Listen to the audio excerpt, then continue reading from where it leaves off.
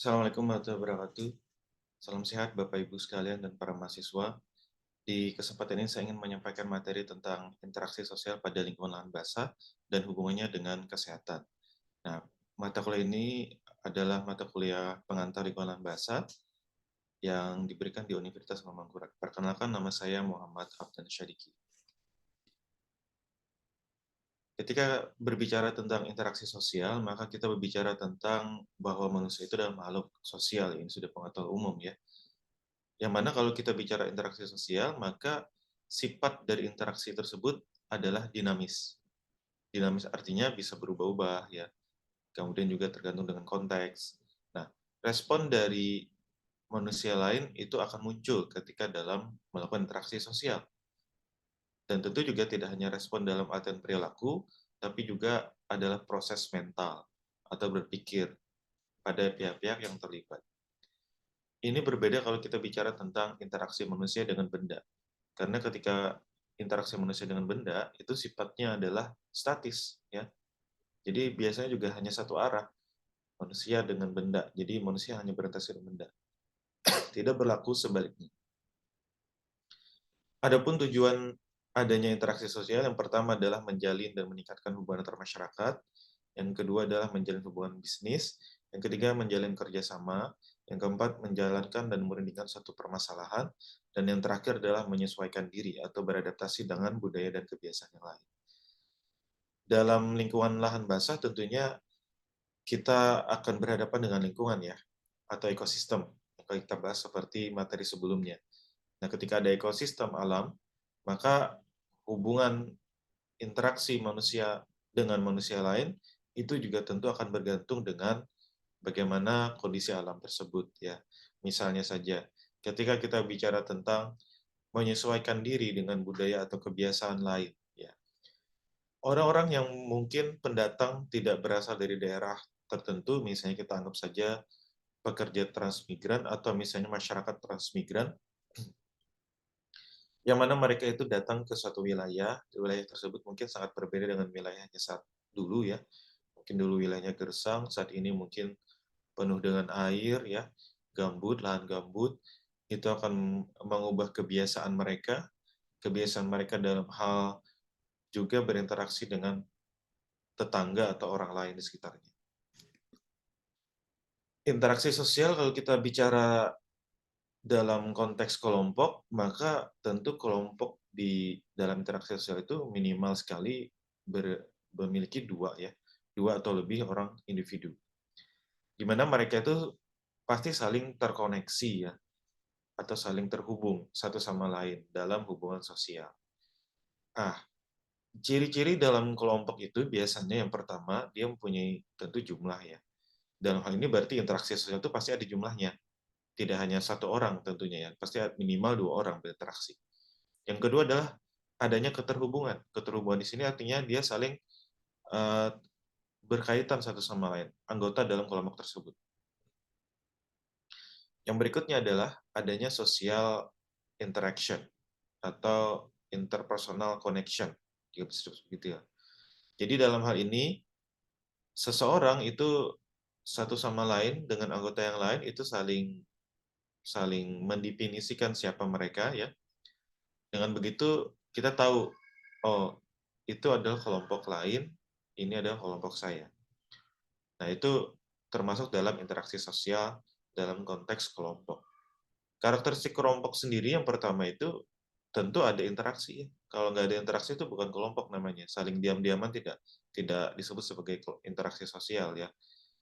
Dia bertukar informasi, mendapat masukan, mungkin juga saling mengecewakan, memberikan bantuan, saling menguntungkan juga bisa ya. Dan ketika ada suatu tujuan, maka mereka berusaha untuk mencapai tujuan tersebut bersama-sama. Strukturnya biasanya ada pola hubungan ya. Misalnya ada yang dianggap sebagai ketua pimpinan ya. Kemudian ada perannya dalam pemimpin tersebut dan yang dipimpin anggota juga ada perannya. Yang berikut juga ada norma aturan yang berlaku. Seseorang dalam kelompok tentu saling saling tergantung ya. Jadi interdependensi. Tidak hanya dalam hal tindakan atau perilaku, tapi juga pikiran, perasaan, dan pengalaman saling bergantung satu sama yang lainnya. Dan yang terakhir adalah unity, jadi saling terikat ya satu sama lain dalam anggota in group, supaya bisa mendefinisikan siapa mereka dan siapa out group mereka. Nah, dalam istilah dalam lingkungan ya, ini lingkungan secara umum ya, tidak hanya lingkungan alam ya, lingkungan fisik juga ya. Ada pendapat dari Erving Goffman tahun 1963, seorang sosiolog, bahwa pada dasarnya interaksi sosial dibedakan jadi dua, yakni focus interaction dan juga unfocused interaction. Yang pertama, interaksi itu tentu ada yang sifatnya itu percakapan verbal ya, saling berhubungan dengan cara berbincang satu sama lainnya. Nah, contohnya saat kita berdiskusi dalam kelompok, itu namanya focused interaction. Tapi kalau unfocused interaction itu biasanya dia tidak saling bicara, jadi diam-diaman gitu. Contoh yang paling mudah kita pahami itu adalah saat kita dalam transportasi umum. Karena kita tidak mengenal dengan orang yang baru masuk dari transportasi umum, maka kita tidak berbicara dengan dia ya. Kedua jenis interaksi ini biasanya bergantung dengan isyarat lingkungan. Nah, kita bicara tentang bagaimana interaksi lingkungan dalam konteks lingkungan ya. Interaksi sosial dalam konteks lingkungan. Yang mana biasanya dalam isyarat lingkungan ini akan memicu bagaimana perilaku sosial dan penilaian seseorang. Contoh, ketika kita bicara di sebuah sungai, kita lihat banyak sampah, itu kita tergerak karena ada isyarat lingkungan berupa sampah, kita tergerak untuk membersihkannya. Nah, menurut Bapak Ibu, kira-kira apa saja isyarat-isyarat lingkungan yang ada di lahan basah? Nah, itu mungkin silakan nanti berdiskusi dengan kelompoknya.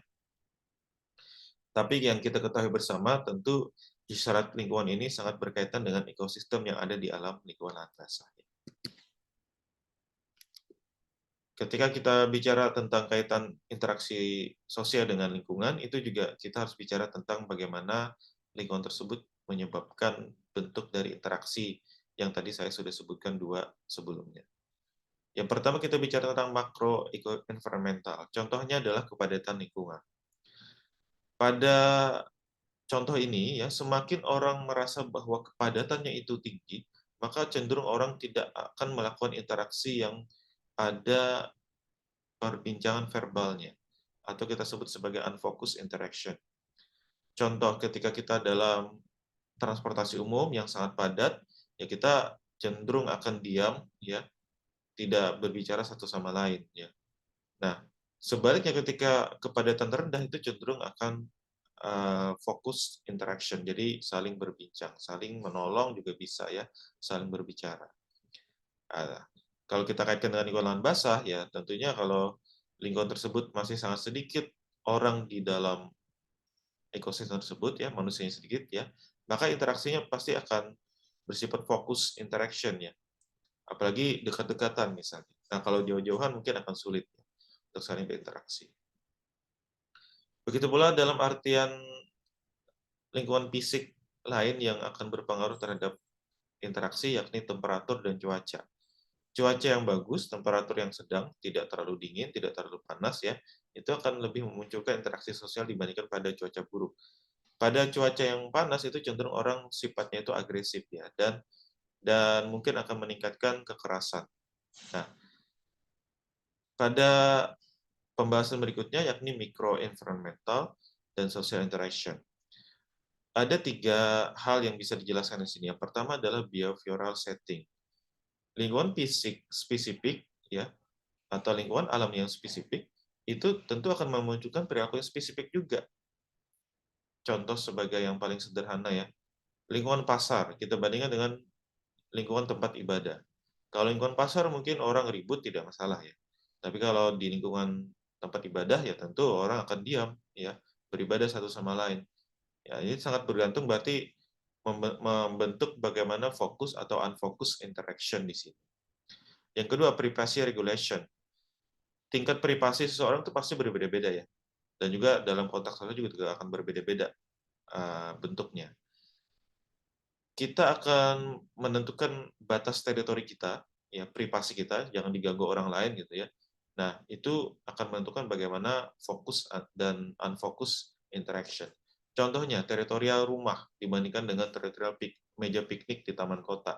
Kalau rumah mungkin kita akan sifatnya sangat personal ya, privasi. Jadi kita akan membatasi interaksi hanya pada dalam kelompok anggota keluarga saja. Ya.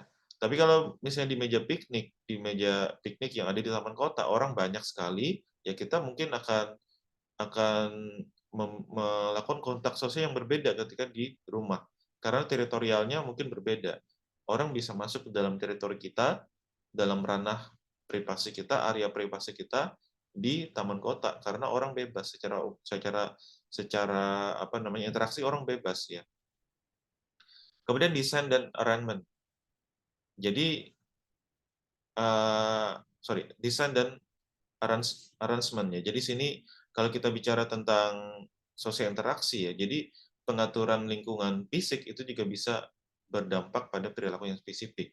Contoh misalnya, secara sederhana saja, kalau kita pengaturan ruang keluarga saja di rumah ya, itu akan menentukan interaksi kita dengan anak, dengan istri, atau dengan suami, dan seterusnya. Nah, ini akan membentuk bagaimana pola interaksi kita. Nah, pada interaksi lingkungan lahan basah ya, karena masyarakatnya mungkin yang tinggal di sana juga tidak banyak, tidak padat, cuacanya juga mendukung, tidak terlalu panas, tidak terlalu dingin juga ya. Kemudian juga di sana juga tentu banyak alam, maka tentu lingkungan fisik alam itu yang menyebabkan bagaimana pembentukan interaksi sosial. Contoh yang paling sederhana yang kita bisa ambil contoh konkret ya adalah gotong royong. Nah, contohnya di sini, pada masyarakat Desa Sungai Enau dan Desa Teluk Bakung ya, di Kalimantan Barat, itu mereka ketika melakukan perladangan ya supaya menghindari pembukaan lahan gambut, mereka itu tentu melakukannya dengan cara gotong royong ya. Jadi dia membuka lahan secara gotong royong. Nah, ini dilakukan karena memang sudah tradisi. Dan kalau dilakukan sendirian mungkin nggak bisa ya, karena terlalu luas ya. Lahannya terlalu luas dan juga sulit untuk dibersihkan kalau sendirian. Jadi harus secara gotong royong. Ini yang membuat interaksi sosial gotong royong itu muncul ya. Ini contoh salah satu yang mungkin bisa terbayangkan oleh Bapak Ibu sekalian dan teman-teman mengenai interaksi sosial pada lingkungan basah.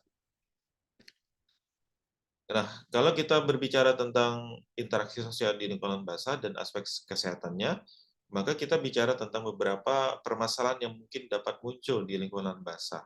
Yang pertama, tentang wabah penyakit yang terjadi dan akibatnya itu adanya penyebaran ya. Nah, ya kita tahu bersama kalau lingkungan tersebut sudah kotor dan mungkin juga banyak zat polutan dan berdampak pada kesehatan ya. Satu orang nanti dalam satu kelompok itu terkena penyakit yang bisa menular, maka tentu akan menyebar dalam kelompok masyarakat tersebut ya. Maka yang perlu dilakukan itu adalah efektivitas penyuluhan dan monitoring kesehatan dengan instansi terkait ya. Begitu pula kalau kita bicara tentang pengobatan penyakit ya. Ketika seseorang berada di lingkungan alam, tentu mereka akan terus berusaha untuk menggunakan apa yang ada di alam, sumber daya yang ada di alam untuk kebutuhan mereka. Misalnya dalam hal pengobatan tradisional ya, dari lingkungan lahan basah. Ketika seorang mungkin akan menemukan bahwa tanaman ini bisa menyembuhkan penyakit, ya tentu akan ada interaksi ketika ada orang yang sakit dengan penyakit yang sama, orang itu akan menyarankan ya bahwa dengan menggunakan tanaman obat ini nih bisa menyembuhkan dan seterusnya. Nah, di lingkungan yang juga tentu terpencil dan budaya yang sangat kental ya, penggunaan bantuan paranormal ya, orang maksudnya itu orang pintar ya, itu juga tentu masih ada di sana. Nah, dengan begitu maka ini tantangan bagi aspek kesehatan untuk bisa meningkatkan tidak hanya dalam hal menjaga supaya masa tidak sakit, tapi juga dalam hal pengobatannya nanti ya. Sebagai salah satu contoh misalnya ketika kita bicara tentang malaria ya, itu kan mungkin muncul karena kebiasaan keluar rumah di malam hari, misalnya salah satu penyebabnya ya, tapi tentu ada banyak penyebab yang lain. Nah, salah satu solusi yang bisa diandalkan ya gotong royong, ya masyarakat saling bergotong royong seperti pada gambar ya, membersihkan bagian-bagian di lingkungan tempat tinggal dia yang berpotensi itu menjadi genangan air, dan nanti ketika bersih tentu akan mengurangi risiko adanya penularan penyakit ya. Baik. Nah, Bapak Ibu dan teman-teman sekalian, kira-kira nih berdasarkan penjelasan saya, apakah ada lagi aspek kesehatan yang bergantung dengan interaksi sesuai di lingkungan lahan basah? Silakan Anda diskusikan melalui kolom komentar atau bisa kita diskusikan melalui kelas ya. Nah, demikian penjelasan saya mengenai interaksi sosial di lingkungan basah dan aspek kesehatannya. Terima kasih. Saya akhiri. Wassalamualaikum warahmatullahi wabarakatuh. Salam sehat.